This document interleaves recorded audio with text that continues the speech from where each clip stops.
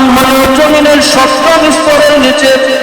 কিয়ামতের দিন সেই জাহান্নামকে টেনে বের করা হবে।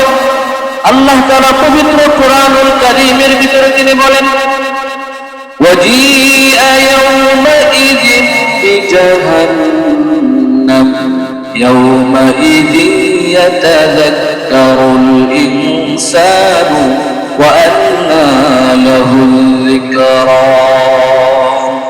আল্লাহ তাআলা বলেন, জাহান্নামকে সেদিন টেনে বের করা হবে। জাহান্নামের ৭০,০০০ লাগাম থাকবে।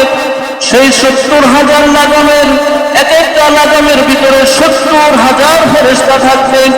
সেই ৭০,০০০ ফেরেশতা এক একটা লাগাম ধরে ৭০,০০০ লাগাম করে টানতে থাকবে। জাহান্নাম সেদিন সু আওয়াজ করে গর্জন দিয়ে সেদিন ময়দানে মাহশারে জাহান্নাম উপস্থিত হয়ে যাবে। তো জাহান্নাম কোথায়? জাহান্নাম এই জমিনের নিচে আছে।